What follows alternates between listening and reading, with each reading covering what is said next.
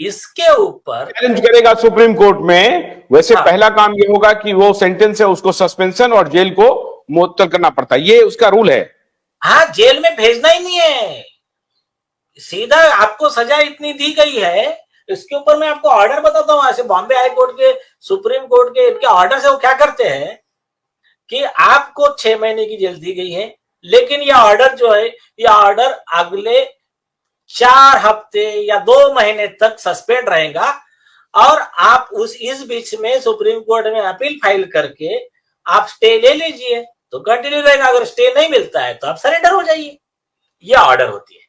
और अगर वो सरेंडर नहीं होता तो फिर उसका अरेस्ट वारंट निकालने का ये अच्छा, प्रोसीजर। ये ऑर्डर को इंप्लीमेंट करने की ये सारी प्रक्रियाएं हैं, ऐसा नहीं कि अगर कंटेम्प्ट का ऑर्डर हो गया तो इमीडिएटली आपको हाथ में हथकड़ी डाल करके जेल भेज देना, ऐसा नहीं है।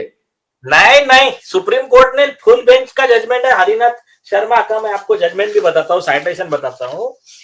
सुप्रीम कोर्ट का Harinath Sharma versus Jaipur development authority 1995 volume 4 supreme court cases page number 251 specific direction दिया है सारे कोर्ट्स को, और वही फॉलो करते हैं सारे हाई कोर्ट्स।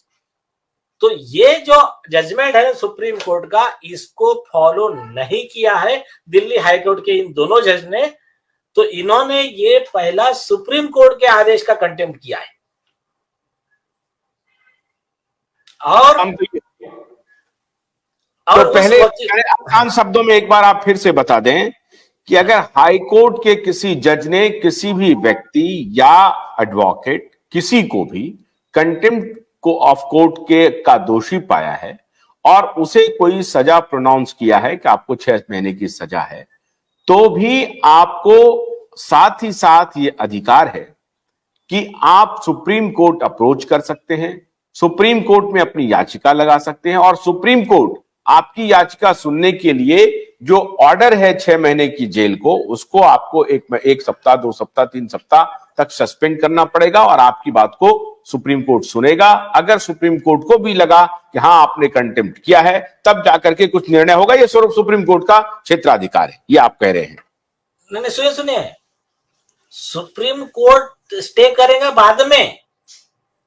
जो हाईकोर्ट सजा सुना रहा है, दिल्ली हाईकोर्ट ने सजा सुनाई यहां पर, तो जो जज सजा सुना रहा है उसको मैंडेटरी है कि वो अपनी सजा को सस्पेंड करे, एक रीजनेबल टाइम दे उस व्यक्ति को कि वो बाद में अपील करे।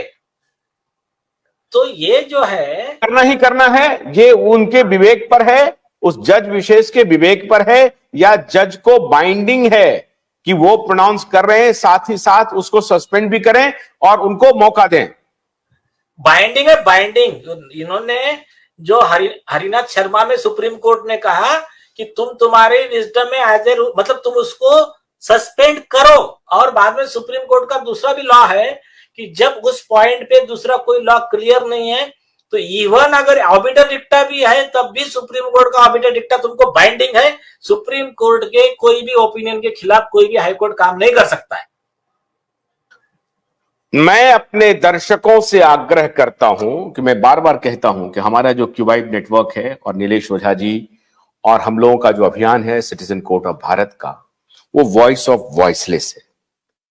और आज आप देखिए जिस एग्जाम्पल को हम लोग आपके सामने डिस्कस कर रहे हैं, उससे आपकी आंखें खुल जानी चाहिए। और इसलिए मैं आपसे आग्रह कर रहा हूं कि इस वीडियो को अधिक से अधिक जन सामान्य तक पहुंचाइए, अधिक से अधिक ट्वीट कीजिए। सुप्रीम कोर्ट के, हाई कोर्ट के जजेस के अगर ट्विटर हैंडल हैं तो उन तक पहुंचाइए, होम मिनिस्टर तक पहुंचाइए, प्राइम मिनिस्टर तक पहुंचाइए, जहां भी हो सकता है बार एसोसिएशन के जो प्रेसिडेंट हैं उन तक पहुंचाइए। इंपॉर्टेंट बात यह है कि आज हम लोग एक बहुत इंपॉर्टेंट बात बताने वाले हैं, वो ये है कि जो 2 जज साहब ने जो फैसला दिया है वो इल्लीगल है और उन्होंने खुद कंटेम्प्ट कर दिया है।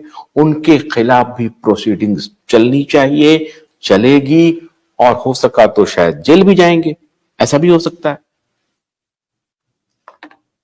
अनम्यूट कीजिए, अनम्यूट कीजिए। हाँ, जो आपने क्वेश्चन पूछा है, जो डाउट क्रिएट किया या फिर जो आपका ओपिनियन बन रहा है, वो जो है ना, इस पर ऑलरेडी एक सुप्रीम कोर्ट की 7 जज की संविधान पीठ जस्टिस CS कर्णन की केस में संविधान पीठ ने क्लियर कहा, और एक भरतकांत मिश्रा का 1973 का जजमेंट है, उसके बाद में दिल्ली हाई कोर्ट का एक प्रोमिनेंट होटल का 2015 का जजमेंट है, री MP द्विवेदी का 1996 का जजमेंट है। तो इसमें बहुत क्लियर है, सुप्रीम कोर्ट के जो भी गाइडलाइंस दिए गए हैं उसको अगर कोई भी पालन नहीं करता है, वो भले ही जज क्यों ना हो, even chief justice of India क्यों ना हो, अगर उस लॉ के खिलाफ वो काम करता है तो वो जज को भी, कोई भी common man section 2B read with section 12 and 16 of contempt of court act 1971 के तहत, read with article 129 and 142 of the constitution of India के तहत सुप्रीम कोर्ट में याचिका लगा सकता है, और सुप्रीम कोर्ट को उस जज के खिलाफ की याचिका सुनना और उस पर निर्णय देना बंधन कारक है। वो सुनने से सुप्रीम कोर्ट मना नहीं कर सकता, और उसमें संबंधित जज को दोषी पाए जाने पर 6 महीने की जेल का प्रावधान है। और जस्टिस कर्णन को एक्चुअली 6 महीना जेल भेजा था। बाद में भरतकांत मिश्रा जो जज थे उनको फाइन लगाया था, 2000 रुपए फाइन लगाया था। मेरे ख्याल से एक केस में उनको भी 3 महीना खुद जेल भेजा था।